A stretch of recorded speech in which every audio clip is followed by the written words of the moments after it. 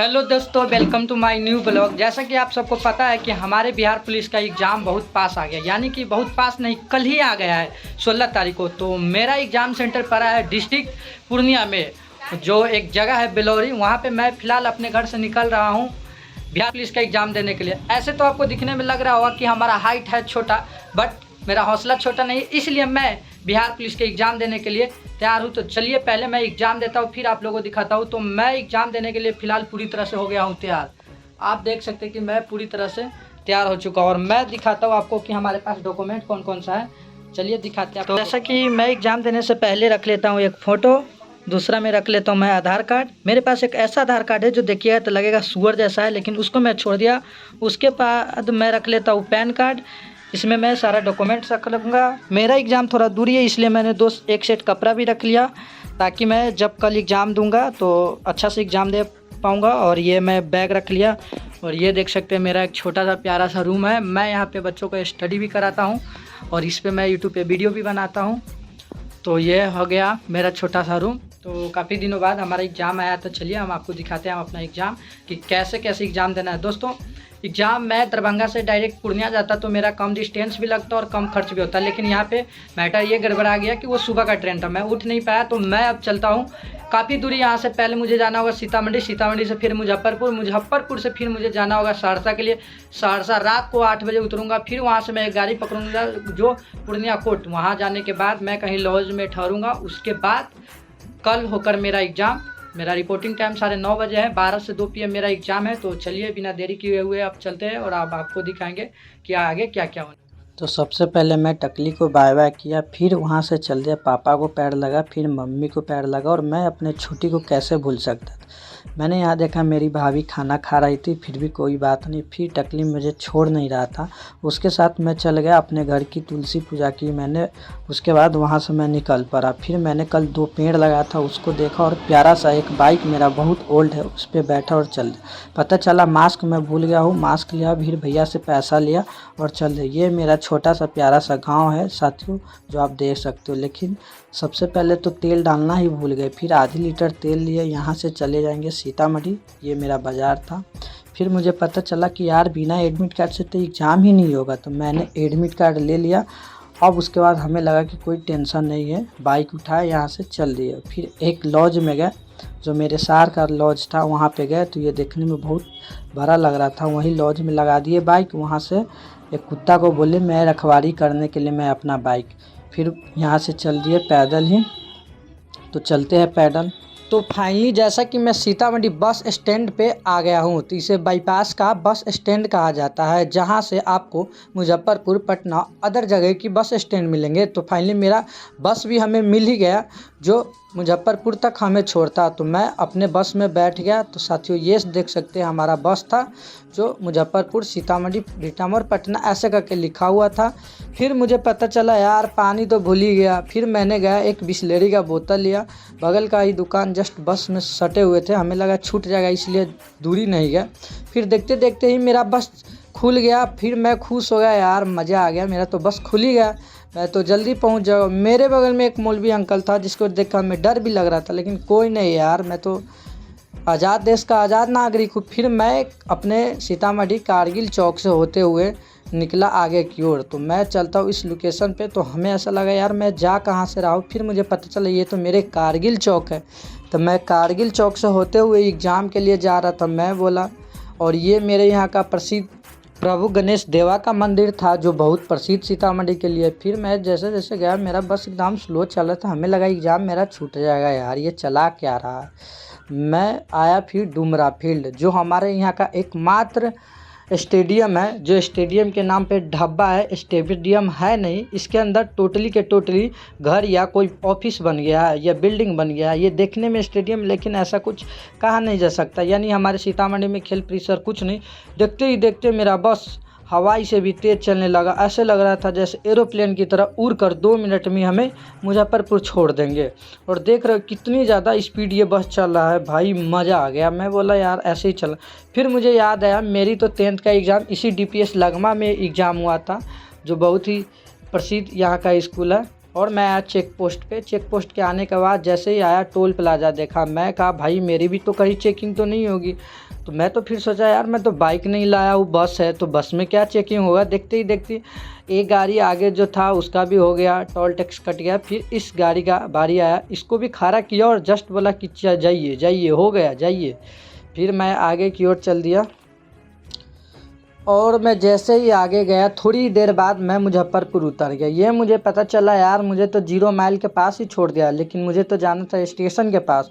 फिर देखा भीड़ तो काफ़ी ज़्यादा था, फिर करते क्या, थोड़ी सी आगे मैं पैदल चल दिया। फिर एक ऑटो वाले भैया मिला, वो बोले भाई चलो जल्दी छोड़ देता हूँ वरना एग्ज़ाम छूट जाएगा। फिर क्या मैं बैठ गया। वो भाई हमें पहचान लिया, ये है हमारे मुजफ्फरपुर का 0 माइल जहाँ पे बस छोड़ दिया था हमें। मैं इससे अब थोड़ा सा आगे जाऊँगा जहाँ पे लगभग 6 किलोमीटर आगे मेरा स्टेशन है। तो मैं देखते ही देखते स्टेशन पे आ गया। तो ये देख सकते हैं आप मुजफ्फरपुर स्टेशन है।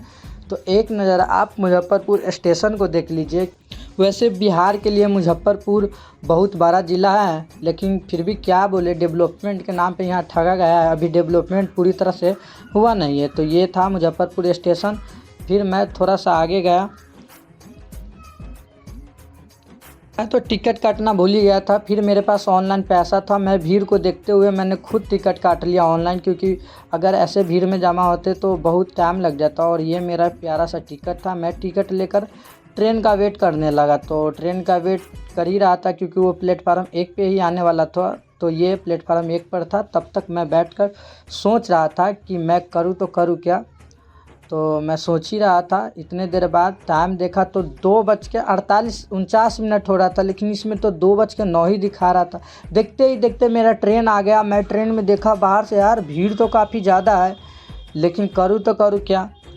मैं सोचा मेरे को तो एग्ज़ाम देना ही यार, तो मेरे को तो अंदर जाना पड़ेगा ही। और भीड़ तो काफ़ी ज़्यादा था, लेकिन थोड़े ही देर बाद गाड़ी आ गया। तो गाड़ी का वेट किए थे। और ये देख सकते हैं जो मुजफ्फरपुर से सहरसा के लिए था। फिर मैं अंदर जैसे तैसे इन कर गया। इन करने के बाद पता चला यार जितना सोचा उससे तो कम भीड़ है।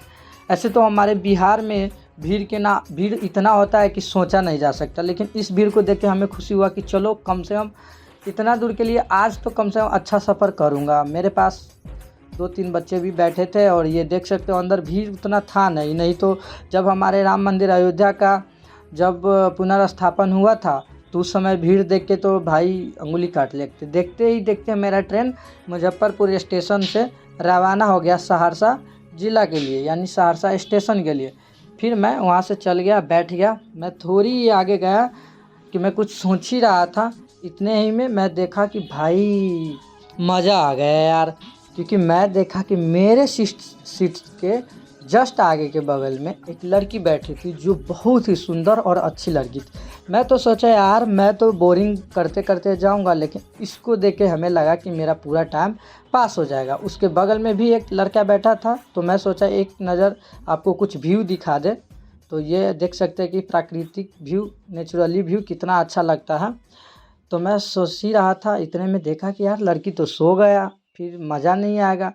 इसके बगल में जो 2 भाई बैठे थे वो भी एग्ज़ाम ही देने जा रहा था। हमें लगा ये लड़की भी बिहार पुलिस का एग्ज़ाम देने जा रहा है इसलिए सो रही होगी, क्योंकि रात को जगाना होगा तभी तो कल ये एग्ज़ाम दे पाएगी। फिर मैं देखा यार ये तो सो गई, लेकिन मज़ा नहीं आया। तो फिर मैं देखा एक अद्भुत प्राणी जो रेलवे ट्रैक पे कुछ इस तरह से जा रहा था, जिसको देख के मैं हंसी नहीं रुक रहा था। और काफ़ी सारा लोग भी ट्रेन में हंसते हंसते मज़ा आ गया। तो फिर थोड़ी देर बाद देखा यार ये लड़की तो उठ गई और ये शायद सहरसा स्टेशन से पहले उतर जाएगी। लेकिन मायूस था, लेकिन करूँ तो करूँ क्या, अपना प्रॉपर्टी तो था नहीं। तो वो देखते ही देखते उतर गए। फिर रात हो गए। फिर मुझे पता चला यार एक ट्रेन को तो कोई वो टक्कर दे रहा है रनिंग में। और देख सकते हैं तिरंगा कलर का जो लाइट है वो मस्त व्यू दिखा रहा है आपको। और मैं देखते ही देखते यार मैं सहरसा स्टेशन आ गया। तो ये देख सकते हैं एक नज़र सहरसा स्टेशन, ये मेरा ट्रेन था। मैंने ट्रेन को बाय बाय किया, बोले भाई यहाँ तक के सफ़र के लिए थैंक यू आपको। फिर मैं आगे की ओर पैदल ही चल दिया। मैं सोचा अब क्या करूँ, मुझे भूख भी लगा है। तो मैं आपको दिखाता हूँ थोड़ा सा ये स्टेशन, सहरसा स्टेशन। हालांकि ये बहुत ज़्यादा डेवलपमेंट है, हमारे सीतामढ़ी स्टेशन से काफ़ी ज़्यादा ये विकसित स्टेशन है। मैं जैसे तैसे बाहर निकल गया और बाहर निकलने के बाद मैंने सीधी होकर ऊपर की ओर गया, जो फ्लाईओवर की तरह जो ब्रिज होते हैं उस पे, और मैं वहाँ जाकर मैं सोचा एक नज़र आपको ये स्टेशन दिखाऊँ। तो ये देख सकते हैं सहरसा स्टेशन अंदर से कुछ इस तरह से देखने में लगता है, और इसका प्लेटफार्म जो संख्या है वो भी काफ़ी ज़्यादा है, यानी कि सीतामढ़ी से तो कहीं ना कहीं ये ज़्यादा विकसित है। तो रात को 8:43 हो गया था और मेरा ट्रेन भी आने वाला था अप्रॉक्सीमेट 10 में, यानी 1 घंटा से ज़्यादा मेरे पास समय था। तब तक मैं फुट ब्रिज पे चलकर पैदल यात्रा करके यहाँ तक आ गया। तो यहाँ से मैं ऊपर से आपको सहरसा स्टेशन एक नज़र दिखाया भाई। तो सहरसा स्टेशन काफ़ी ज़्यादा डेवलपमेंट लगा, तो मैं सोचा आपको एक नज़र नीचे से उतरकर आपको सहरसा स्टेशन दिखा दूँ। तो चलिए बिना देरी किए हुए आपको सहरसा स्टेशन दिखाते हैं।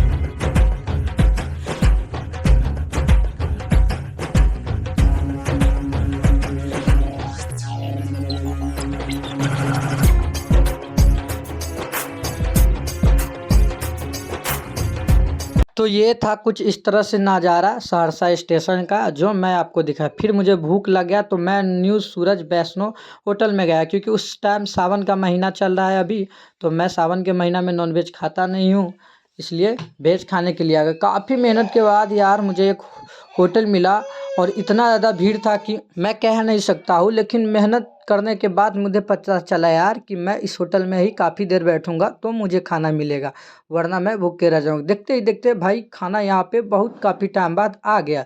तो मैं आपको एक नज़र अपना खाना दिखाता हूँ। थाली में मैं देखा यार दाल चावल और पापड़, 2 रंग की सब्जी, भुजिया।